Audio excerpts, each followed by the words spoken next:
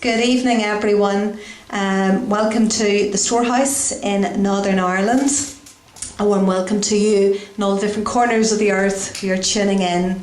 We have a guest with us tonight, as most of you know, Allison, all the way from Belfast tonight, but all the way from Kenya, where the ministry is, Sunbeam Ministries. And I'm going to invite Ellen to come up now and address you all. Praise God. Good evening again. It's a pleasure to be back with you again. I now feel like a regular attender, and you probably know most of my life by now anyway. But it's a pleasure to be here and to share with you the work of Kenya Sunbeam Ministries. You know, the scripture I would like to start with this evening is from Habakkuk. And it's a familiar scripture, and I'm sure many people have shared it in the past. And I'll just read from verse 1. It says, I will stand upon my watch and set me upon the tower, and will watch to see what he will say unto me, and what I shall answer when I am reproved. And the Lord answered and said, write the vision and make it plain upon tablets, that he may run that readeth it. For the vision is yet for an appointed time. But at the end it shall speak and not lie, and though it tarry, wait for it, because it will surely come, and it will not tarry. You know, I want to ask all the listeners tonight, it's easy to write a vision. And I'm sure this ministry would agree with me that it's very easy to sit down and put on paper what you feel God would have you do. And how many of us as individuals every 1st of January make New Year resolutions, or make things that we want to accomplish in the year that lies ahead. And I'm sure that some want to lose weight, and some want to save more money, and some want to maybe decorate their houses or do whatever. But if you meet them 3 months later and say to them, how much weight have you lost? I give that up after a few weeks. And it falls by the wayside. You see, we all are full of good intentions. And so it's easy to have a vision to write. The hard part comes in when you have to walk the vision out. You see, all of us could have in our Bibles a vision we wrote 20 years ago. And it could be tucked in your Bible, and you take it out and read it periodically, but you've never walked it out. And it was a dream that you once had, but it never came about. And so I want to tell you that it has took me 15 years to walk out my vision, and it wasn't easy. You know, walking out what you know God has asked you to do is not easy. It takes commitment, and it takes one other thing. And it's a Belfast saying, or maybe it's a Northern Ireland saying. I don't know if you people in Ballymena say it, but it's get over yourself. You know, that has been the hardest thing in walking out the journey of my vision. Get over myself. You see, do we know that we ourselves are what holds us up in doing the work of God? And many churches don't grow because people won't get over themselves. Because everybody is so full of self. You know, when you listen to people talking, what is their most favourite word? I don't like this. I don't want that. That doesn't suit me. I never do that. I'm not going to the prayer meeting because she's going to the prayer meeting. And so on. Do we know this is what happens day and daily in all our churches? And God said to me, if you want to do the work that I've called you to do, your first task is to get over yourself. And start dying to Ellen and start living to Jesus. Because it is only as you die to yourself that Jesus can start to live out through you and start to do the work he wants to do. And so I have been on a journey and a vision of getting over myself and fulfilling the vision that God gave me to do. And it's been a process that I can tell you, because there's a lot of Ellen in Ellen. And there was a lot of things that God had to take me one step at a time to come to a place of saying, it's not my will, it's your will. So as I present to you Kenya Sunbeam Ministries tonight, the first thing I want to tell you is that it's nothing to do with me. I am just the vessel that God chose to use to facilitate the vision. You see, it's not about me, but it's all about Him. And as I briefly share the story of that, you'll see how many times I had to die to what Ellen wanted to fulfill the call that God was asking me. And you know, my background is that, yes, I was born and brought up in Belfast in a place called Sandy Row. And my mother and family still live there. And so when I come home, I go back and stay there with my mum. And so my background was I never wanted to be a missionary. And you may be thinking to yourself, well, why are you standing here then? Well, you see, that was the start of getting over myself. Ellen always wanted to be a nurse. And from I was a wee girl, nursing was my desire, and that's what I wanted to do. And healing my dolls and setting them all in the row, they were the sickest dolls in all of Sandy Row. But my desire was to be a nurse, and I accomplished that. And I have to say to you that I became a very good nurse. And I was good at what I did. And I did all the courses that needed to do, as I thought, to move up that nursing ladder. And I was happy with my life. I wonder, are you happy with your life? Are you fulfilled with your life as you see it? You see, I was happy as I thought with my life. And I wanted to own my own house and have my own car and go on holidays and live a comfortable life. And I was doing that, and I was earning a good salary to do it. And I thought, I've made it.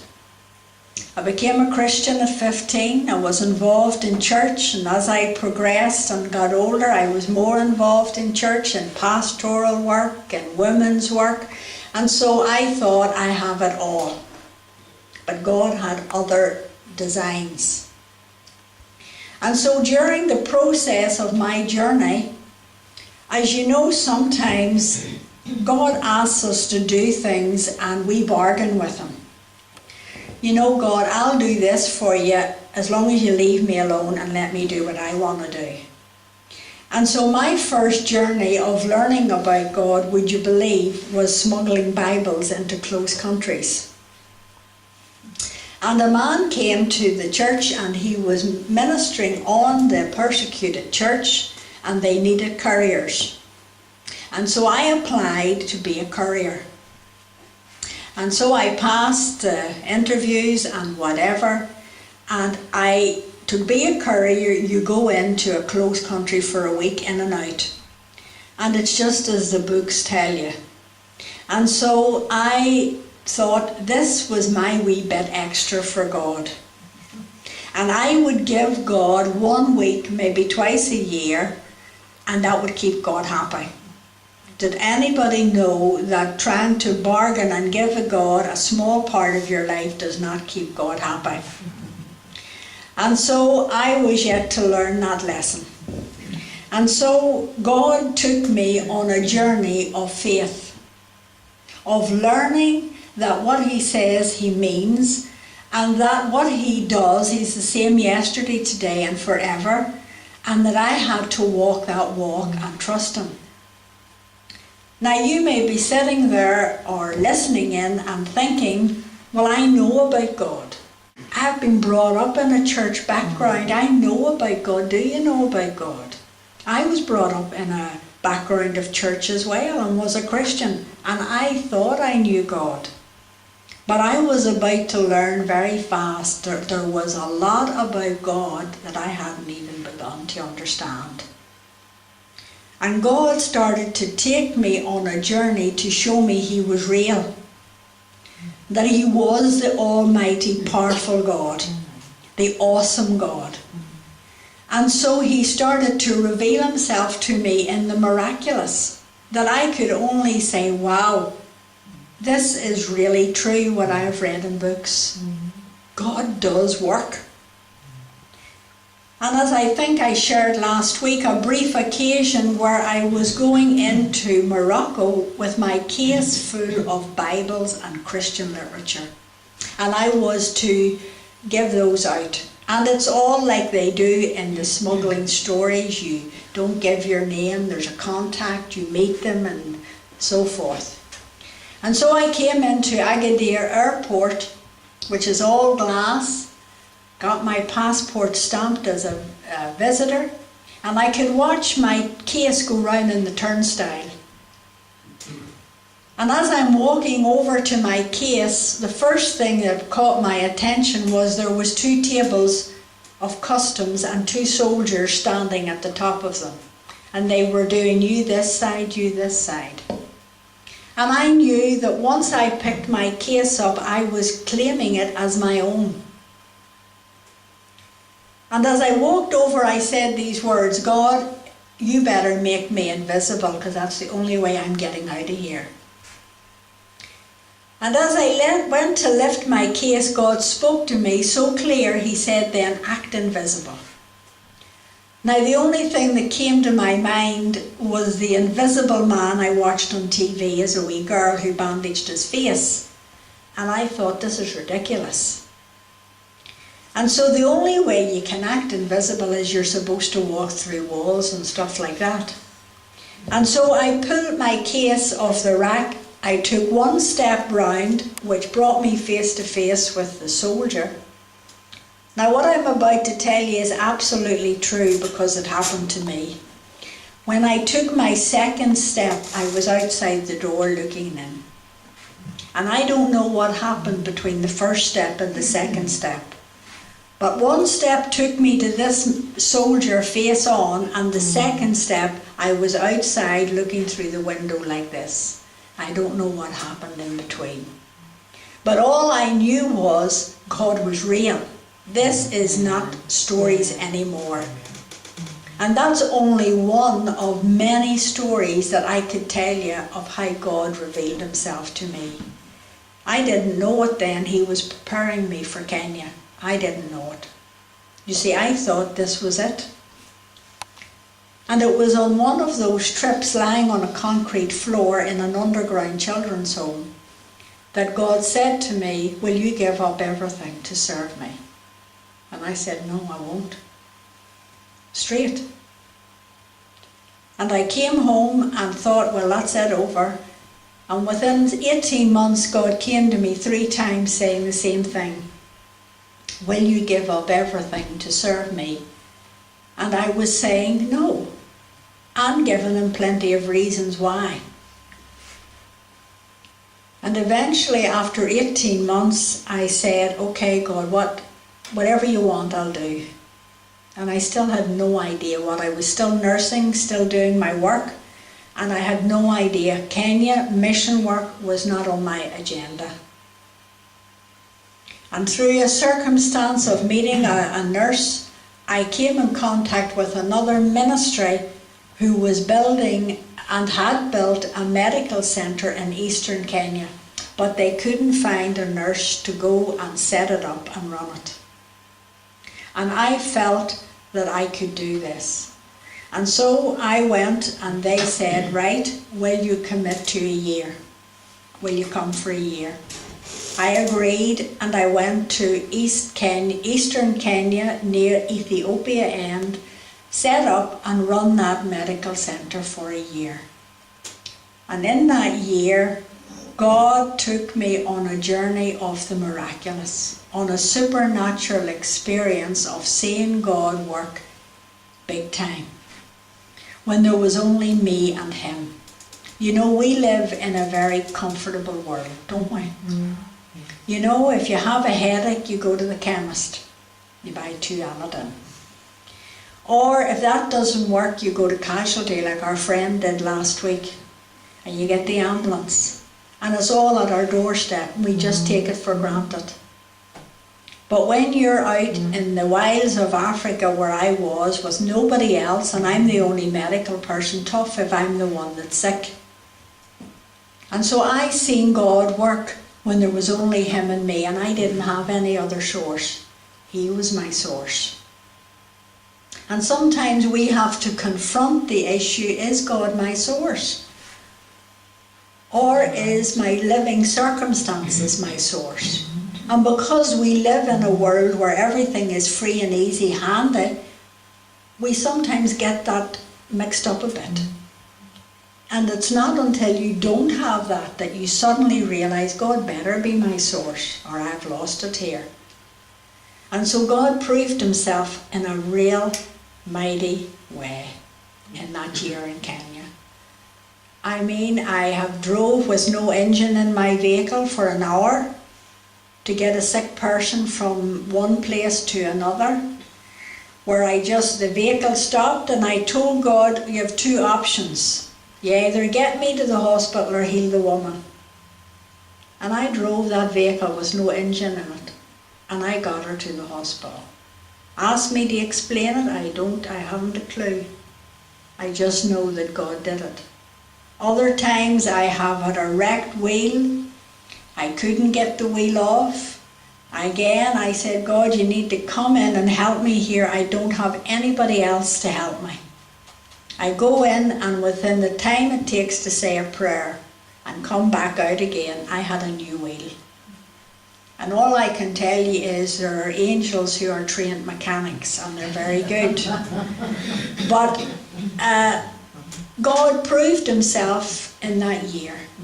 And the whole time God said to me, this is not your destination, this is your preparation. But still, sometimes we don't realise the bigger plan. We're like walking this out in darkness, and we're just taking each step as it comes. And so I come home after the year, I go back to my work and think, I've done my bit. You know, I've given me a year and I've done God smuggling and all the rest of it. He'll give me a break. You know, sometimes we speak straight to God, don't we? And I say, God, give me a break here. I've done my bit. Go on, you know the way you look around and say, look, she does nothing. Ask her to do the next thing. You know, I've done that. And you've never asked her to do that. But you know, God doesn't listen to us when we talk like that. We're His children, and He has a lot to put up with, really. And so I'm on this journey, and God is really cutting away at me big time. And I thought I could come home from Kenya after that year and be the same person that went, but I couldn't. You see, I had tasted of the God, the bigger. And then to come back and fit into the lesser was very, very difficult. And so people were saying to me, you're different, Ellen. Why can you not just be the same? You're always not fitting in. And I didn't fit in. You know, I was at a church, Morris's church in Coleraine. And I tell you, I have never been introduced like this before. But the guy that got up to introduce me, this is how he introduced me. I have known Ellen for years, and any time I've seen her, she never fits in. That's how he introduced me. He says, I've always known she was something different about her, because any conference I seen her at, she never fitted in. And I thought to myself, my goodness, is that the way people have been seeing me? But I knew that I couldn't fit back to the old Ellen. You see, a lot of me had gone. And so, during my time in Kenya, I hated it. Right? I hated it. And I didn't want to be there. But I was there because I knew God wanted me to be there.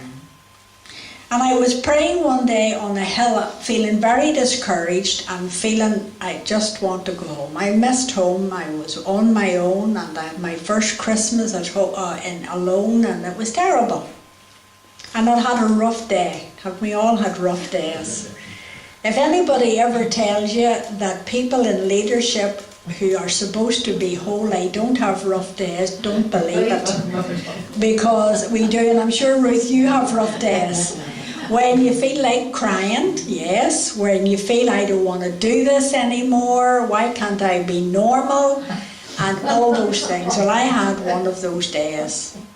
And I went up and said, God, I have had enough of this. I want to go home. I don't like the people. I don't like who I'm working with. I want to go home and I don't want to be here. And this may shock you, but God and I fell out. And for 3 days I didn't talk to him and he never spoke to me. And so we were like at loggerheads with each other. And after 3 days I went back up the hill. And he says, I'm going to give you the blueprint. If you do it, it'll change. And this is the blueprint, which I have tried to apply to the best of my ability. He said, you're going to be one of them. You're not going to be above them. You're not going to be lording it over them. You're going to be one of them. You're going to live with them. You're going to eat with them. You're going to sleep with them. You're going to be one of them. And I'll do the rest.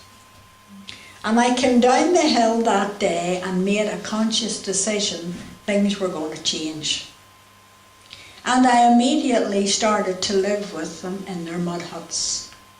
And I started to eat with them and dress with them and actually shared a bed with another Kenyan lady. We shared the same blanket. And slowly, slowly, I noticed a change coming in me. I started to love these people.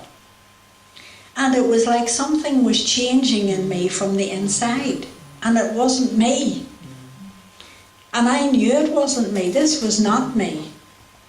And God was taking me to the place He wanted me to be at so that He could use me. And they became my people and I loved them. And so when I came home, I missed my life back there, strangely enough. But I was back at work doing my life. And then I had took on to sponsor and support 3 boys and had sent them to boarding school, orphan boys. And so I went back in 2001 to Teso, where I'm now working, to visit them, to visit their mother. She was a single parent. And so I stayed with her in a mud hut in Teso. And sure enough, me thinking life had done my bit, you know, all that, comfortable. Here I was in Teso and God said to me, I want you to be a light in a very dark place. And now we're starting all over again. Now I can't do this, I'm a woman, I'm on my own, I have no money. You know the stories you could go on and on and on. I've done my bit, ask somebody else, there must be other people. And would you believe for 3 years I'd fought with God on this. And I bargained with Him again. And I said, God, I'll come out every year for a month. And I'll do medical work and I'll do whatever you want me to do, but that's it. So for 3 years I went back out each year for a month. And each year He said the same thing. I want you to be a light in this very dark place. And one thing I realised was that in Teso there was no other white people. There was no other white missions. When I went, was the only white person. And even today, in 2014, I am still the only white person in Teso. And I had no idea of how dark it is. And my friends who are listening in from Kenya, you know that what I'm saying is true, that the heart of witchcraft is based in Teso. If you want to be a witch or you want to learn witchcraft, you will be sent to Teso. Their witch doctor is the strongest in Kenya and is used in presidential elections to influence and guide the president and those who are up for election. And so Teso truly was a dark place, but I never realised how dark at that time. And so, again, we're now on a different part of my journey where God is wanting more of me. You see, until we surrender all, God is always going to ask for more. And you see, there was still a lot of Ellen there. And so the next thing was, God was asking me to do things totally out of my comfort zone. So I agreed to do the work in Teso. And so here I am with my plans. I'm going to open a medical centre. I'm good at that. I've done it before. I will do this no problem. And this is what I'm going to do, and this is how I'm going to build it, and I'll do it, and yes, that's great. And God said, no. The key into Teso is a children's home. I didn't like children. I didn't do children's work. I never worked in the Sunday school or the children's work in the church. No. I said, God, you've got it all wrong. Not me. I'll do the medical centre. Remember, I'm a nurse. Imagine asking God, remember, I'm a nurse. He said, but the key into Teso is a children's home. That's the key into it. So, you have got it. I agreed. And so I have Sunbeam Children's Home. And the song, Sunbeam, Jesus Wants Me for a Sunbeam, was how we came to Sunbeam. And so I have 39 children in Sunbeam Children's Home. Now, what's the difference with these children? Well, I told God I'm not a children's worker. I'm not a social worker. I'm not a care worker. And I'm not going to be their children's worker. But I said I will be their mommy. I'm good at being mommy. I can be mommy. And so I will be their mommy. And so I'm the mommy of 39 children. Now you may say, well, that's nice, Ellen. Well, it's even harder when you stand in court and adopt these 39 children, and that it's your name that's on the certificates, and that it's the judge that says to you, Ellen, Allison, do you take responsibility for this child till they're 18? So yes, I can tell you of a truth, I am the mommy of these 39 children. And the one thing I said to God was, I cannot go and pick who lives and who dies. Don't ask me to go out into this community and say, I'll take your child, but I won't take yours. I can't do that. I said, the children you want me to have, you bring to my gate. And I can tell you that these 39 children have been brought to my gate. I have some who have Down syndrome. I have a little boy who has polio and he's paralysed from the waist down. I have some who are autistic, some who are slow educationally, 2 with Down syndrome. I have a little boy with severe cerebral palsy. This is him here, and he's called Josiah. And Josiah was found in the bushes. And he has severe cerebral palsy, and he's totally blind, and yet you look at those beautiful eyes, you wouldn't realise it.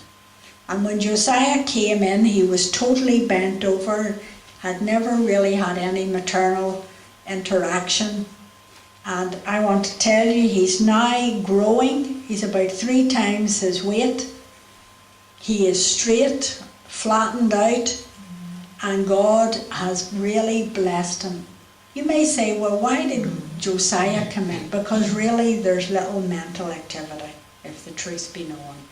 I mean, he doesn't lift his hand to his mouth. I mean, he does nothing. Josiah, just there, doesn't do nothing. But God has brought him here for a purpose, because he has a plan for all of us.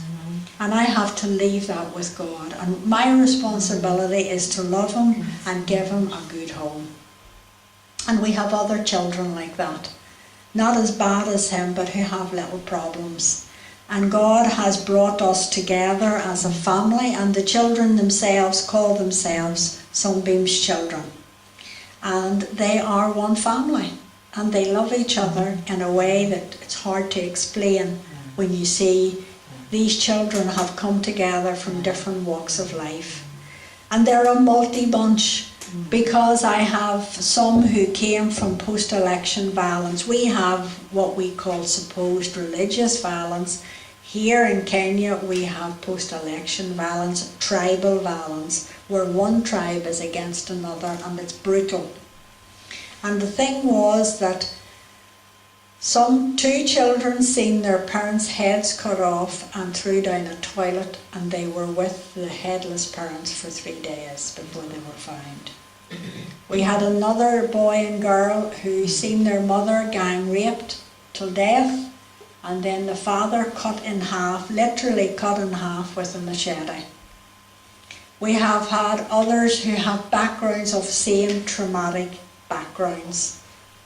One little boy called Edwin, and this is true, he was tied with his hands and tied with his feet and bent over and kept in a shed for 6 years. The soles of his feet were burnt unrecognisable. He was beaten, abused. His head was twice the size. When he was brought to me, he was unconscious. And this child had been locked in the dark for 6 years.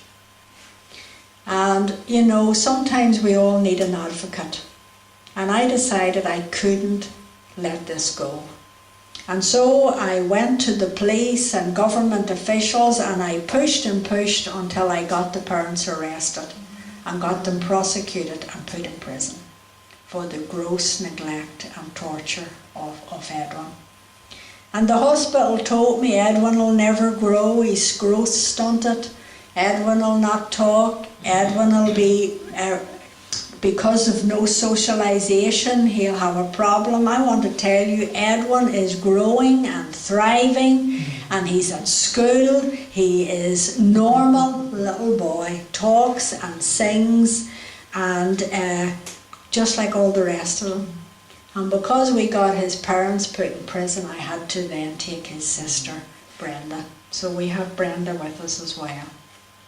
We have 3 who are HIV positive, and they're on the drugs and at the moment are doing well. And so you can see we have a multi-bunch of children. And so I thought, well, what's the next stage? And so the next stage came about because of these children.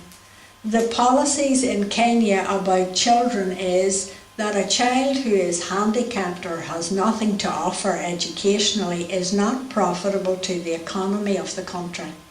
And so they get second-rate help. And so I decided that my children could be taught and could be educated. And so that's how Rainbows Academy came about, from the story of Noah, that God is faithful and God keeps his promises.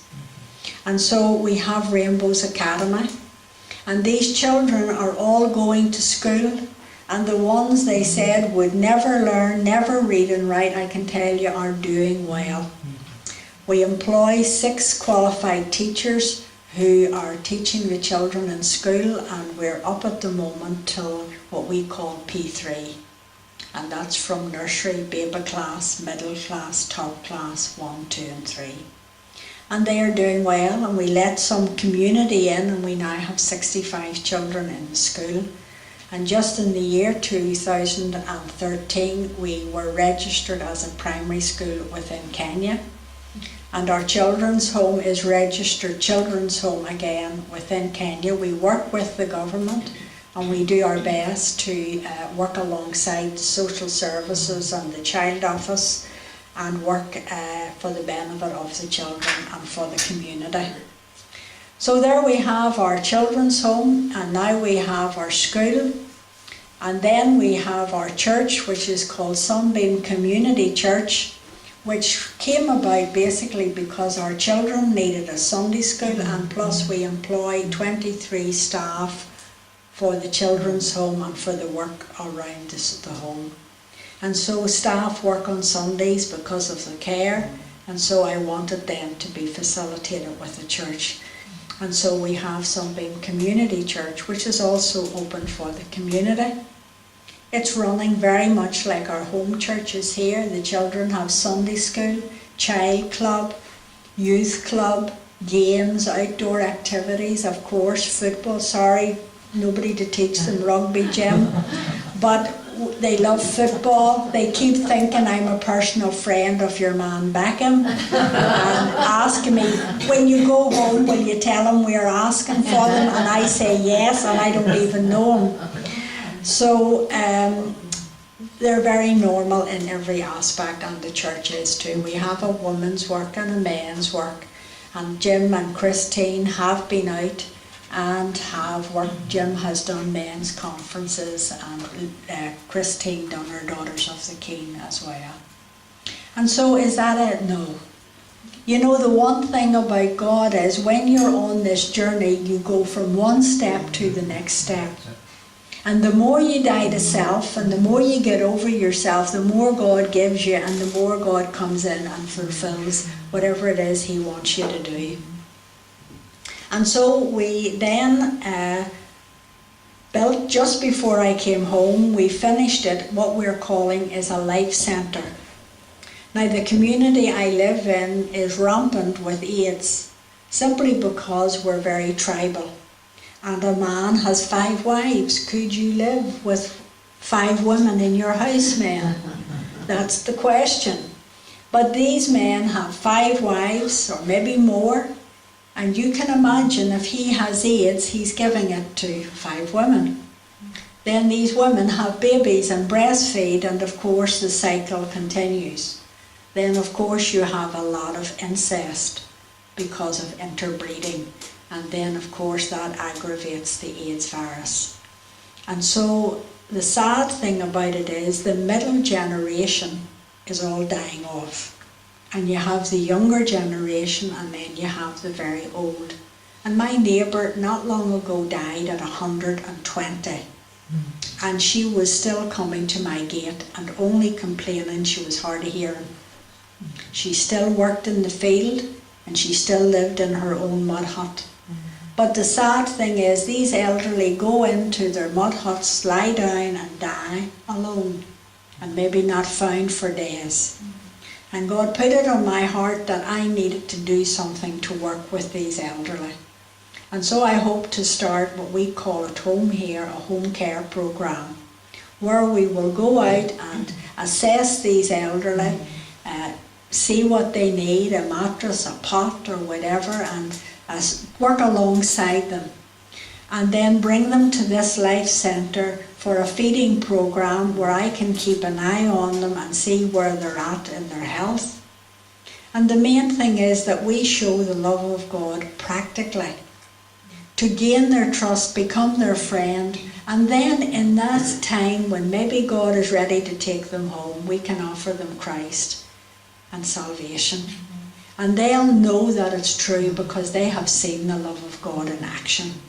It's not just about talking. We don't just beat people with the Bible. You have to live the life, walk the walk. And so that is very important with these tribal people, because they're all of tribal religion. They are all very much involved in witchcraft and all that goes with that. And you have to bring them something that is going to change them, or else they'll not listen to just your talk. And so the Life Centre is a practical centre for reaching out to the community, and one of them will be the elderly.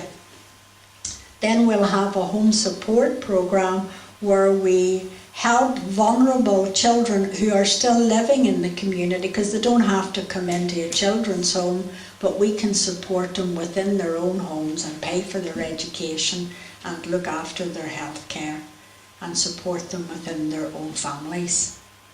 And the other thing about the Life Centre is a big issue that unfortunately us white people have a lot to answer for. You know, many years missionaries and colonialism went in and gave handouts.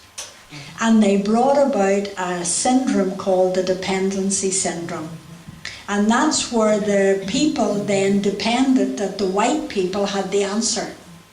And that the white people are the providers and the source. And they don't do nothing for themselves. They'll come begging, wanting, telling you, I don't have it, I can't get it, I don't need money, I need money to feed my children, to clothe them. But they'll do nothing about it because they have been brought up in a culture where the white person does everything. And unfortunately, there are missionaries who still come to Africa and do this. It's like throwing money to the bears, and it's not right. Because these people have a right to become self-sufficient. They have a right to learn how to look after their own families. And so I do not want to give handouts, I want to give hand-ups, where I will help them be sufficient for themselves.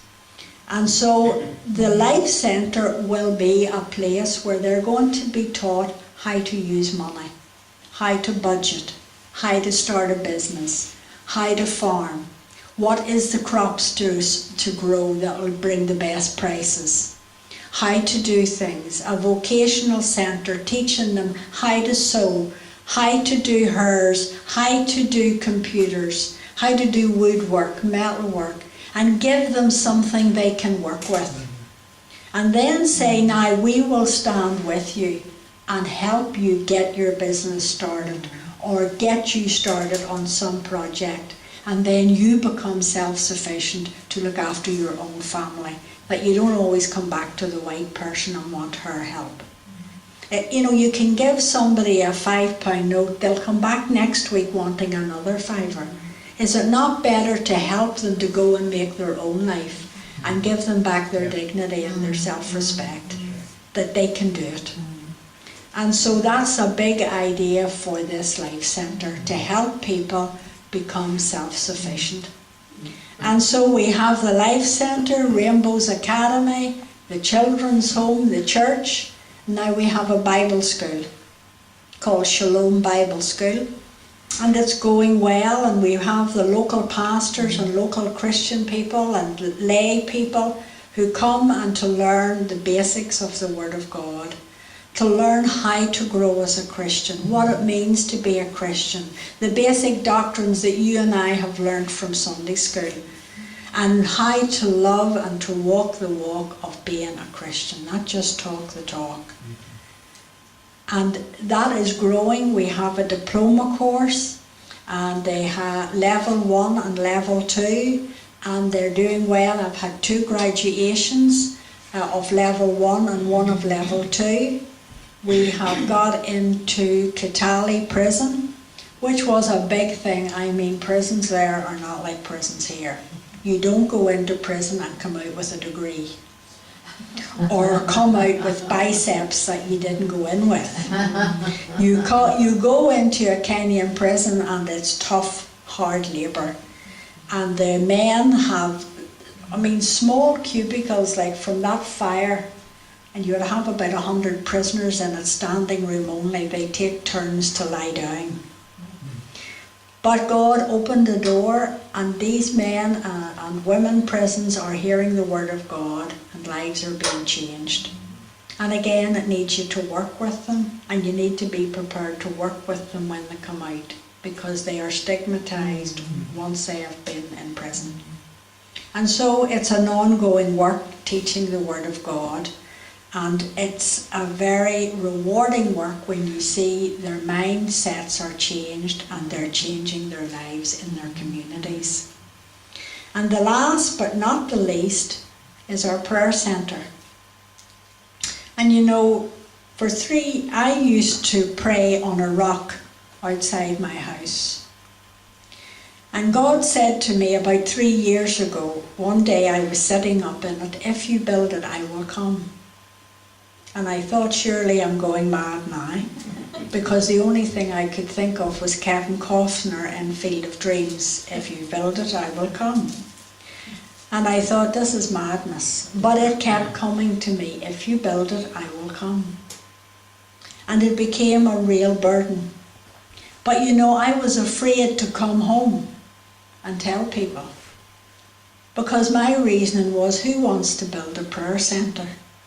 People are more interested in humanitarian works. You know, feed the orphans, do something. They want to see something like that. But try to come home and convince people to build a prayer centre. This is true. When I did come home, the question I was asked, well, what good will that do in the community? How are you going to help people through a prayer centre? I mean, what advantage will that be to see, you know, helping people? And so I had anticipated this and thought, this is not going to work. So after 3 years, and the burden became so great, last year I prayed a prayer. And I said, God, if you want me to build this prayer centre, I'm not going to take the money from KSM. I want you to touch people's hearts and get them to write in or send checks, but I want them to write on the letter, this is for the spiritual end of the work only. So I never told anybody. Short time went by. My treasurer from here emailed me. She says, Ellen, I have been getting checks in, and the letter on it says that they're to go only to the spiritual work. Do you know anything about this? No. And so I was able then to share with her, yes, you're going to be getting these because it's to build a prayer centre. And I want to tell you that our prayer centre is now built with those donations. And it is built literally on the rock. I mean literally on the rock. You can see it up on the rock. It is totally completed. We have our floor tiled. God told me blue carpet at the top. Blue carpet at the top. And then he told me, I want you to put flags up along the walls of the nations that have sown in and blessed this building. And so, starting up here, I have the Israel flag, because that's God's flag, and we're to pray for Israel. And so Israel's flag's up. Next here is the Ulster flag, because I'm from Ulster, and I have sown into it. You'll never believe it. The next flag flying beside the Ulster flag is the Tricolour. And they fly together very peacefully. Because there are people from the south who have sown into it and supported. Then we have the American flag, the Canadian flag. We have the Union Jack, the British flag on this side. We have the Kenyan flag. And we have a Scottish flag, because 2 guys from Scotland came and painted it. And they brought their Scotland flag. And so got Australia flag as well, and New Zealand and Canada and America. And God is adding. And I know that God will bless those who have blessed this work. And God has told me that when it's completed, as it was on every occasion you read in the Old Testament, when the temple was completed, when the tent of meeting was completed, the presence of the Lord came and filled the house. And God has told me that He'll bring them from the north, from the south, from the east and the west, and that's not Kenya only.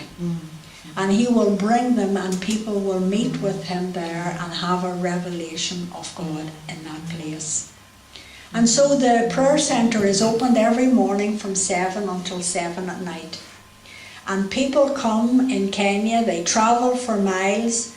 They come, they would maybe have a day of prayer and fasting in it. Some have 3 days. Before I left, a pastor came for 2 weeks of fasting and praying.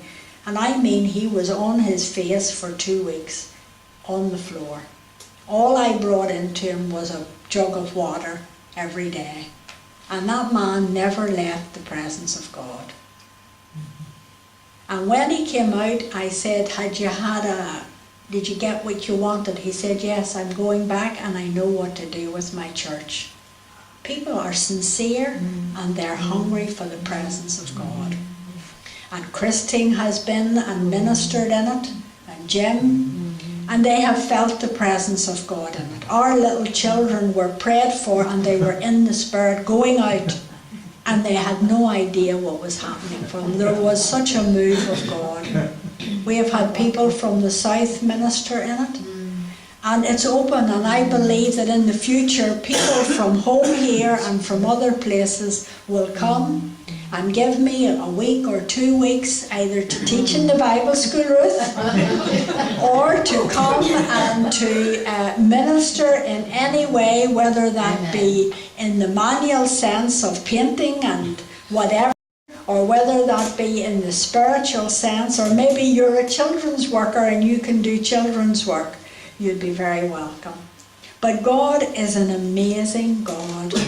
And you know, He never ceases to stop in His miracles. I could go on all night telling you of the goodness of God and showing you that it's not about me. And in 2006, the hardest thing He asked me to do was give up my nursing, my life, my ambition. And that was the hardest thing when He said to me, now set it down. It's not part of your life anymore. And that was hard for me to do it. And it was another stage of getting over what Ellen wanted to do. We owned 6.5 acres of land, and you know the good thing. We don't give up anything for God that God doesn't reward us. But we have to put Him first, and then He gives us back. That seed has to die before life can come. And do you know what He has told me? He has told me the last thing that you will build will be a medical centre. And I know that I will see my medical centre, but not in Ellen's time. It's the last that has to come, and it will be in God's time. And we're going to build a hospice because we have so many who are terminally ill and need that attention at those later stages. There's still a big stigma where I am because, of course, they believe that AIDS is a curse from the witch doctor, is a bad omen, and people are still shunned. And men don't believe that it can be prevented, so you have a whole culture of trying to educate them in a new way of living. But God is good and He's amazing. Amen. I have a child that has a new heart, and really a new heart. I have the medical evidence to back it up. She came with a heart that was full of holes, and she now has a new heart, and no doctor operated on her. God gave her it. And that's her on the front. She's growing and she's thriving. They told me she'd never talk, she talks. They told me she'd never walk, she walks. They told me she would never live, her heart wouldn't carry. She now has a new heart. I have the x-rays and the documentation to prove it, of the before and the after. They told me no water. No water where I was, impossible. God told me where to get the water, when to get it. I now have the largest recorded water supply in all of Western Kenya. I have had presidential people, government people, district commissioners, all coming to see Teso's miracle of water from a rock. They said there was no water. And so God is amazing. And that's the story of Kenya Sunbeam Ministries. And you can see it is nothing to do with a wee woman from Sandy Row, because it's out of my depth. This is all about what God is doing and what God is accomplishing, and God is continuing to do it. And like Paul, I have to tell you, I haven't attained it yet. I'm far from finishing the work. But one thing I can tell you is that I press forward to the mark of the high calling of God. And He will finish what He started. And if it's not me, He'll pick up somebody else and finish. If I'm out of the picture, God will finish it. So thank you for hearing me. Thank you for listening to my journey and what God has done through me to start this work of Kenya Sunbeam Ministries. if you're interested in having our prayer updates or hearing what other things God's doing, please give me your name and your email, and we promise to send you our prayer updates. Anybody who would like to buy a pen, they're £1. They're sitting at the back there. Other than that, thank you for having me. Please take a leaflet, pray, and every time you look at it, just remember me in Kenya. And it's a pleasure being part of this tonight. Thank you.